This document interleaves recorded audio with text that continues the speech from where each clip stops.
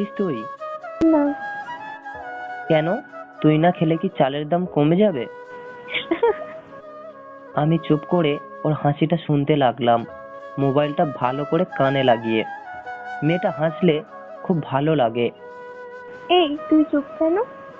তোর হাসি শুনছিলাম। আমার হাসিতে কি আছে? জানি না। ও, না জানলে কি কর, যা, অনেক রাত হয়েছে, ঘুমিয়ে পড় যা। তোর শরীর এখন কেমন আছে? ওষুধ খাচ্ছিস তো টাইম মতো? আমাকে তো কিছু জানাস না। খাই তো। ট্রিটমেন্টের জন্য কবে যাবি সিঙ্গাপুর? জানি না, বাবাকে কিছু জিজ্ঞাসা করলে বলে সময় মতো জানতে পারবে। বাবা ডাক্তারের কাছ থেকে আসার পর কেমন মুখ কালো করে থাকে। আমার কি হয়েছে তা বলে না। আমি মনে হয় আর বাঁচবো না রে। আমি রাখি, বাই।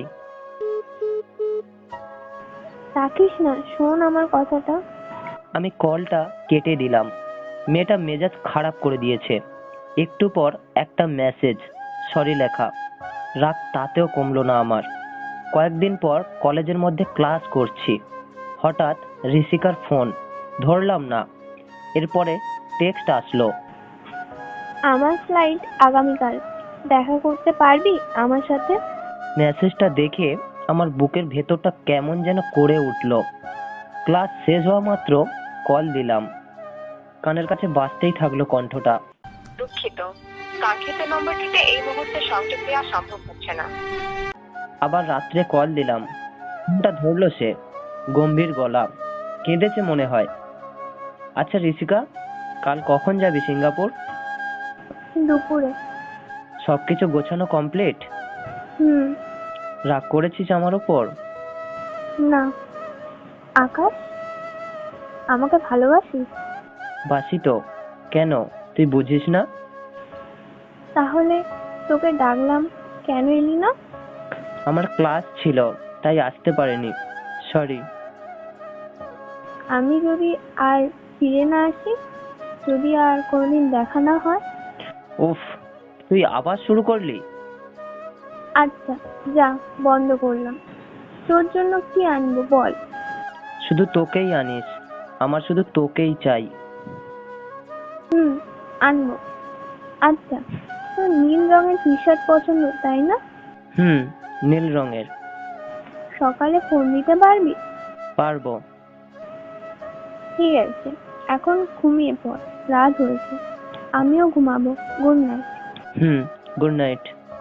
পরের দিন সকাল থেকে ঋষিকার ফোন আর খোলা পাইনি আমি। ওর বাড়ির কাছে এক বান্ধবীকে কল দিয়ে জানতে পারলাম ঋষিকা সিঙ্গাপুর চলে গেছে। অদ্ভুত মেয়ে, আমাকে হোয়াটসঅ্যাপেও একটা মেসেজ, ওখান থেকে একটা কলও দিল না।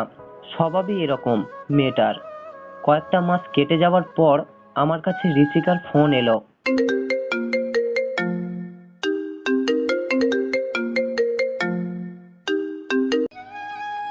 আকাশ, তুই এমন কেন ঋষিকা? এগুলো কি?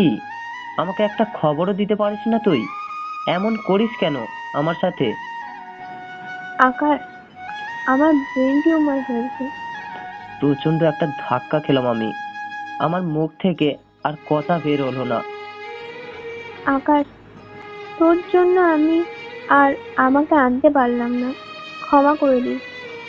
আমার চোখ থেকে টপ টপ করে জল পড়তে লাগলো। ঋষিকা আমার জীবন থেকে আস্তে আস্তে হারিয়ে যাচ্ছে। আমি অসহায়। তোকে আমি একবার দেখতে চাই ঋষিকা। ফোনের ওপাশ থেকে কান্নার আওয়াজ শুনতে পেলাম। মেয়েটা সেলাইনটা কেটে দিল। ডক্টর আর কিছুই করতে পারেনি। অপারেশনও সম্ভব ছিল না। ঋষিকার লাশ সিঙ্গাপুর থেকে সরাসরি নিয়ে যাওয়া হয়েছিল তার গ্রামের বাড়িতে। তার সাথে আমার আর এ জীবনে কখনোই দেখা হবে না। হঠাৎ একদিন দুপুরে আমার বাড়িতে একটা পার্সেল আসলো আমার নামে। প্যাকেট খুলে পেলাম একটা নীল রঙের টি শার্ট আর একটি চিঠি। চিঠিতে লেখা ছিল, আকাশ, আমি বাঁচবো না, তা তোকে আগেই বলে দিয়েছিলাম। তোকে ছেড়ে চলে যাব এটা ভেবে একদম মন খারাপ করিস না। আমি খুব শক্ত মেয়ে। তুই জানিস আমি নিজেকে যে কিভাবে ধরে রেখেছি, তা তোকে বলে বোঝাতে পারবো না। আমি থাকবো তোর গানে, তোর ছেঁড়া পাতা, তোর বৃষ্টির সন্ধ্যা। আমার জন্য একটু একটু ভালোবাসা জমা রাখিস। আমি আজ নেই, তবুও কত সুর বেজে ওঠে তোমার ওই গানের মাঝে।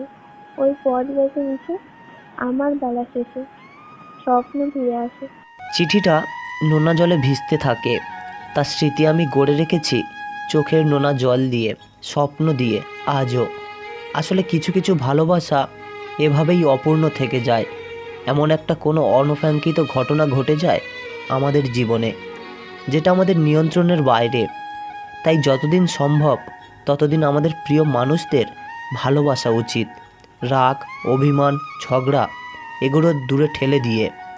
কারণ আজ আপনি রাগ, অভিমান, ঝগড়া করে সময় পার করছেন কালকের ভালোবাসবেন বলে, কিন্তু সেই কাল আপনি ভালোবাসার সুযোগটা নাও পেতে পারেন। তাই ভালোবাসুন ভালোবাসার মানুষটাকে।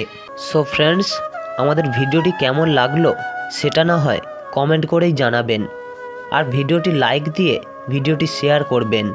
আর আপনি যদি আমাদের ইউটিউব চ্যানেলে নতুন হয়ে থাকেন তাহলে অবশ্যই আমাদের চ্যানেলটি সাবস্ক্রাইব করে সাথেই থাকবেন। তো দেখা হচ্ছে পরের কোনো ভিডিওতে। ধন্যবাদ সবাইকে।